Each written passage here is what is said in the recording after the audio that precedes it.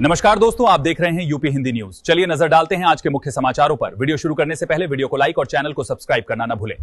अब हर सफर आपकी जेब पर और भारी पड़ने वाला है। पेट्रोल डीजल के दामों में बड़ा झटका लगा है। करीब 2 साल बाद देश में पेट्रोल और डीजल की कीमतें बढ़ाई गई हैं। 15 मई से नए रेट लागू हो गए हैं। दिल्ली में पेट्रोल अब 97 रुपए 77 पैसे प्रति लीटर और डीजल 90 रुपए 67 पैसे प्रति लीटर बिकेगा। दोनों ईंधनों के दाम में 3-3 रुपए प्रति लीटर की बढ़ोतरी हुई है। प्रमुख शहरों में सीएनजी भी 2 रुपए प्रति किलो तक महंगी हो गई है। दिल्ली में अब सीएनजी के लिए 79 रुपए 9 पैसे प्रति किलो खर्च करने होंगे। इस बढ़ोतरी की सबसे बड़ी वजह अंतर्राष्ट्रीय बाजार में कच्चे तेल की कीमतों में तेज उछाल मानी जा रही है। ईरान अमेरिका तनाव बढ़ने के बाद क्रूड ऑयल $70 से बढ़कर $100 प्रति बैरल के पार पहुंच चुका है।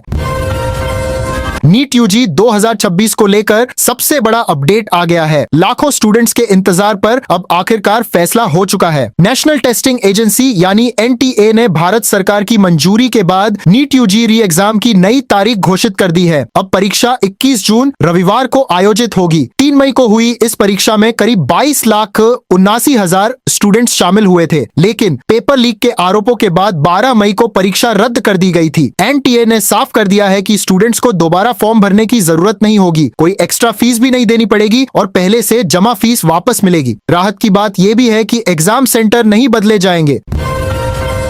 क्या दुनिया की सबसे अहम तेल सप्लाई लाइन पर बड़ा संकट टलने वाला है? डोनाल्ड ट्रंप के एक बयान ने पूरी दुनिया का ध्यान खींच लिया है। अमेरिकी राष्ट्रपति डोनाल्ड ट्रंप ने दावा किया है कि चीन के राष्ट्रपति शी जिनपिंग ने हॉर्मुज स्ट्रेट को खुला रखने में मदद की पेशकश की है। फॉक्स न्यूज को दिए इंटरव्यू में ट्रंप ने कहा कि शी जिनपिंग चाहते हैं कि अमेरिका और ईरान के बीच समझौता हो जाए। ट्रंप के मुताबिक चीन बड़ी मात्रा में ईरानी तेल खरीदता है, इसलिए उसकी भी दिलचस्पी है कि हॉर्मुज का रास्ता बंद न हो। ईरान ने हॉर्मुज से गुजरने वाले जहाजों के लिए नए नियम लागू कर दिए हैं। अब जहाजों को ईरान की निगरानी और मंजूरी से गुजरना होगा। दुनिया के बड़े हिस्से का तेल इसी रास्ते से गुजरता है, इसलिए यहाँ बढ़ता तनाव सीधे ग्लोबल तेल कीमतों और अर्थव्यवस्था पर असर डाल सकता है।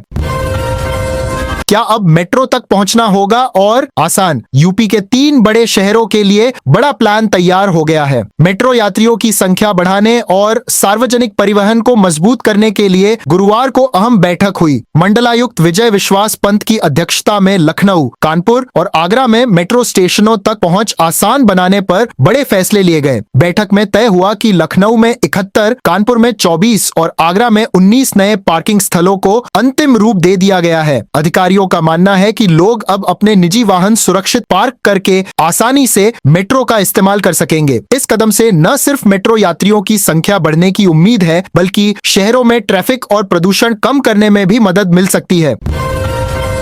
दिल्ली में सीएम योगी की अचानक एंट्री ने सियासी हलकों में हलचल बढ़ा दी है। उत्तर प्रदेश के मुख्यमंत्री योगी आदित्यनाथ गुरुवार को अचानक दिल्ली पहुंचे और गृह मंत्री अमित शाह से उनके आवास पर मुलाकात की। दोनों नेताओं के बीच करीब 45 मिनट तक बातचीत हुई। ये मुलाकात यूपी कैबिनेट विस्तार के बाद पहली बार हुई है। 10 मई को योगी कैबिनेट में 6 नए मंत्रियों को शामिल किया गया था और 2 मंत्रियों का प्रमोशन हुआ था। अमित शाह से मुलाकात के बाद सीएम योगी ने पार्टी के राष्ट्रीय अध्यक्ष नितिन नवीन से भी करीब 1 घंटे तक बैठक की। लखनऊ में डॉक्टरों ने ऐसा लीवर ट्रांसप्लांट किया है जिसे मेडिकल क्षेत्र में बड़ी उपलब्धि माना जा रहा है। Apollo medics super speciality hospital के डॉक्टरों की टीम ने एक बेहद दुर्लभ और चुनौतीपूर्ण लीवर ट्रांसप्लांट को सफलतापूर्वक पूरा किया। गंभीर हालत में अस्पताल पहुंचे मरीज को सफल सर्जरी के बाद नई जिंदगी मिली है। अस्पताल की लीवर ट्रांसप्लांट टीम पिछले 7 महीनों में 20 सफल ट्रांसप्लांट कर चुकी है। ये उपलब्धि लखनऊ में एडवांस मेडिकल सुविधाओं की बढ़ती ताकत को भी दिखाती है। रॉयल लाइफ, करोड़ों की संपत्ति और लग्जरी कारों के शौक के लिए पहचाने जाने वाले प्रतीक यादव अब इस दुनिया में नहीं रहे। प्रतीक यादव समाजवादी पार्टी संस्थापक मुलायम सिंह यादव के छोटे बेटे थे। 38 साल के प्रतीक राजनीति से दूर रहकर रियल एस्टेट और फिटनेस इंडस्ट्री में अपनी पहचान बना चुके थे। उनकी मौत की वजह कार्डियक अरेस्ट बताई जा रही है। प्रतीक की पत्नी अपर्णा यादव भाजपा नेता है और फिलहाल राज्य महिला आयोग की उपाध्यक्ष है। सरकारी दस्तावेजों के मुताबिक प्रतीक यादव के नाम करीब 19 करोड़ 56 लाख रुपए की संपत्ति दर्ज थी। इसमें 5 करोड़ 21 लाख रुपए की लैम्बोर्गिनी कार भी शामिल थी, जिसके लिए उन्होंने बैंक से 4 करोड़ 50 लाख का लोन लिया था।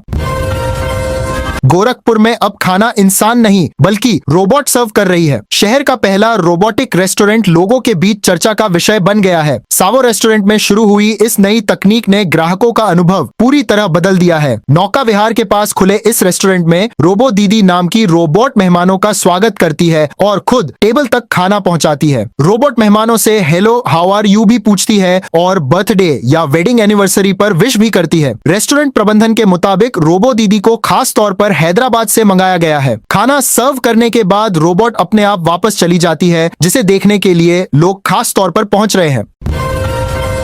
गोरखपुर के नौकायन यातायात पुलिस ने बड़ा एक्शन शुरू कर दिया है। लगातार सड़क हादसों और शिकायतों के बाद ट्रैफिक पुलिस ने गुरुवार को विशेष अभियान चलाया। सिर्फ 3 घंटे के अंदर 100 वाहनों का चालान किया गया। यातायात पुलिस ने स्पीड लेजर गन की मदद से वाहनों की रफ्तार मापी। जांच में कई गाड़ियां तय सीमा से कहीं ज्यादा स्पीड में दौड़ती मिली। अमित श्रीवास्तव एसपी ट्रैफिक के मुताबिक नौकायन मार्ग पर अधिकतम गति सीमा 50 किलोमीटर प्रति घंटा तय है। इसके बावजूद लोग तेज रफ्तार से वाहन चला रहे थे, जिसके बाद मौके पर ही चालान काटे गए। पुलिस का कहना है कि यह अभियान सड़क हादसों को रोकने और लोगों की सुरक्षा सुनिश्चित करने के लिए आगे भी जारी रहेगा।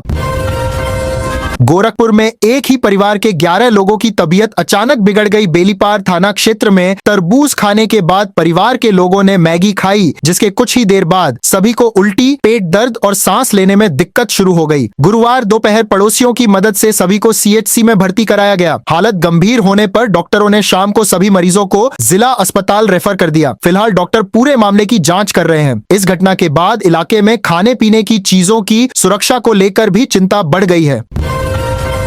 पेट्रोल डीजल महंगा होते ही यूपी की राजनीति और सरकारी सिस्टम दोनों में बड़ा बदलाव दिखने लगा है। पेट्रोलियम कंपनियों ने पेट्रोल और डीजल के दाम में 3-3 रुपए प्रति लीटर की बढ़ोतरी कर दी है। नई कीमतें शुक्रवार से लागू हो गई हैं। इस बढ़ोतरी पर अखिलेश यादव ने तंज कसते हुए एक्स पर लिखा, आगे बढ़ना है तो साइकिल ही विकल्प है। रामपुर से भाजपा विधायक आकाश सक्सेना अब गनर के साथ ई रिक्शा से कार्यक्रमों में जा रहे हैं। वहीं यूपी सरकार ने ऊर्जा संकट के बीच 7 बड़े फैसले लिए हैं। अब मुख्यमंत्री, मंत्री और अफसरों के काफिले 50% कम होंगे। हफ्ते में एक दिन बस या मेट्रो जैसे पब्लिक ट्रांसपोर्ट का इस्तेमाल करना होगा और सरकारी बैठकें वर्चुअल होंगी। यानी बढ़ते ऊर्जा संकट के बीच अब आम लोगों के साथ साथ नेताओं की लाइफस्टाइल भी बदलती नजर आ रही है। सोना चांदी खरीदने वालों के लिए बड़ी खबर, सरकार के एक फैसले के बाद सिर्फ एक दिन में सोना 10,000 और चांदी 18,000 रुपए तक महंगी हो गई है। केंद्र सरकार ने सोना और चांदी के आयात पर लगने वाली ड्यूटी 6% से बढ़ाकर सीधे 15% कर दी है। आदेश जारी होते ही MCX यानी वायदा बाजार में कीमतों में बड़ा उछाल देखने को मिला। जानकारी के मुताबिक अमेरिकी ईरान तनाव और विदेशी मुद्रा भंडार पर बढ़ते दबाव को देखते हुए सरकार ने गोल्ड इंपोर्ट कम करने के लिए यह कदम उठाया है। अब 10 ग्राम सोने का भाव करीब 1,63,000 रुपए और 1 किलो चांदी का भाव 2,97,000 रुपए तक पहुंच गया है।